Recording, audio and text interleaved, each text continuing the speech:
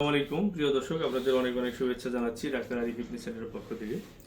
আজকে আসলে যে ভিডিওটা আমি বানাচ্ছি এটা একটা সচেতনতামূলক ভিডিও, যে আসলে আমাদের দেশে প্রেসক্রিপশন বহির্ভূত যে ওষুধপত্র বিক্রি হয় তার যে সাইড ইফেক্ট, এটার কারণে যে অনেক বিশাল বড় রকমের ক্ষতি হতে পারে তারই একটা উদাহরণ। সেই জন্য মনে হলো একটা আসলে আমাদের দেশের জনগণকে জানানো উচিত, তাই আমি একটা ভিডিও করলাম। আমার সাথে সামনে যে উপস্থিত আছেন ওনার নাম হচ্ছে মমিন। মমিনের বাড়ি হচ্ছে কোথায় যেন? বগুড়া। তো মমিনের কি সমস্যা যেন? হাঁটতে কষ্ট নাকি? হাঁটতে পারো না, হেলে দুলে হাঁটো, তাই না? আচ্ছা, হেলে দুলে হাঁটা মানেই বুঝতে হবে এটা হিপের প্রবলেম, এটা কিন্তু স্পাইনের না, হিপের। যদিও মমিন অনেকগুলো ডক্টর দেখাইছে, এখানে এমআরআই পর্যন্ত করছে স্পাইনের, কিন্তু এগুলো আসলে স্পাইনের সমস্যা না, যেহেতু রোগ ধরা পড়বে না। হিপের একটা এক্সরে করলেই কিন্তু রোগটা ধরা পড়ে যায়। তো তোমার এই একটু হেঁটে দেখাও তো তুমি। হুম হুম হুম হ্যাঁ, আসো। ওর হাঁটাটা দেখেন, ও হেলে দুলে হাঁটতেছে, হিপের ভিতরে দুলে হাঁটতেছে, তার মানে ও হিপে কিন্তু ভর দিতে পারতেছে না। বসো। তো তোমার এই প্রবলেমটা কতদিন যাবত তুমি ভোগ করতেছো? 3 বছর। 3 বছর। তো তোমার কিভাবে হইলো এটা? তোমার কি কোনো কিছু মনে পড়ে কেন হইলো এরকম? ওই ফ্লোরে পড়ে গেছিলাম। পড়ে গেছিল, এটা একটা ইনসিডেন্ট, কিন্তু এটা কিন্তু আসলে এটা কারণ না।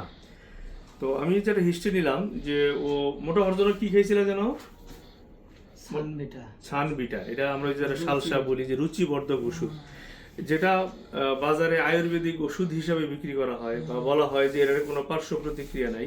ব্যাপারটা আসলে এরকম না।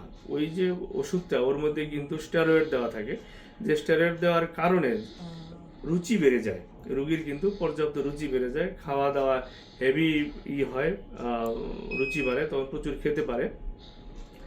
কিন্তু ফলশ্রুতিতে যেটা হয় সেটা হচ্ছে যে হিপ জয়েন্ট নষ্ট হয়ে যায়। ওনার এই স্টেরয়েডের যেটা ভূমিকা সেটা হচ্ছে যে দুইটা হিপ জয়েন্টই আসলে নষ্ট হয়ে যায়।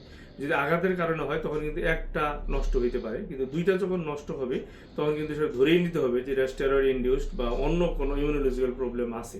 যেমন দেখেন, এর এক্সরেটা দেখেন, আপনারা দেখলেই বুঝবেন।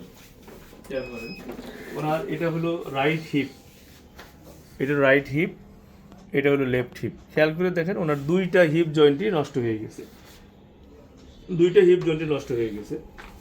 আমি যখন এক্সামিন করি হিপের যে মুভমেন্ট দেখি যে কোনো মুভমেন্ট নেই, তখনই আমরা বুঝলাম যে না, এটা হিপ জয়েন্টের প্রবলেম। এবং এক্সরে করার পর যখন দেখা গেল যে ওনার দুইটা বাড়ি নষ্ট হয়ে গেছে, এবং ওনার হিস্ট্রি নিয়ে শুনলাম যিনি যেটা ওই সানভিট, মানে কি একটা রুচিবর্ধক ওষুধ, যেটা কি আয়ুর্বেদিক বলে নাকি, যে মুখে রুচি বাড়বে, সালসা বলে অনেকে, এটার কারণে কিন্তু ওনার দুইটা হিপ জয়েন্ট নষ্ট হয়ে গেছে। এগুলার আসলে ওষুধগুলোর ট্রায়াল না থাকার কারণে কিন্তু এই প্রবলেমগুলো।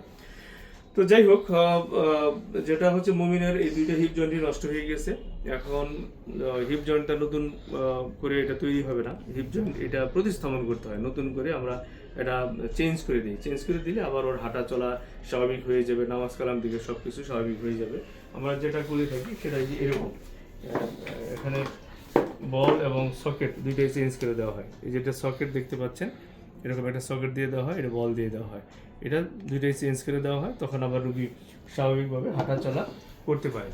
তো এই মমিনের এখন যে পর্যায়ে আছে, এই পর্যায়ে থেকে সুস্থ হওয়ার একটাই রাস্তা, সেটা হলো জয়েন্ট, এটা অপারেশনের মাধ্যমে নতুন করে একটা জয়েন্ট তৈরি করে দিতে হবে। আমরা বলি হিপ রিপ্লেসমেন্ট অপারেশন। এগুলো আমরা রেগুলারলি করে যাচ্ছি এবং আল্লাহর রহমতে খুব ভালো রেজাল্ট। অপারেশনের 1.5 থেকে 2 মাসের মধ্যে নিচে বসে নামাজ কালাম সব কিছুই, লো কমোড সব কিছু ইউজ করতে পারে থাকি। তাই আমি যে কথাটা বললাম, যেটা এটা সচেতনামূলক ভিডিও, আপনারা কেউই ডাক্তারের প্রেসক্রিপশনের বাহিরে আপনারা ওষুধ সেবন করবেন না, তাহলে এই রকম বিপদ কিন্তু লেগেই থাকবে, আসতেই থাকবে। সবাইকে ধন্যবাদ কষ্ট করে ভিডিওটি শোনার জন্য। আসসালামু আলাইকুম।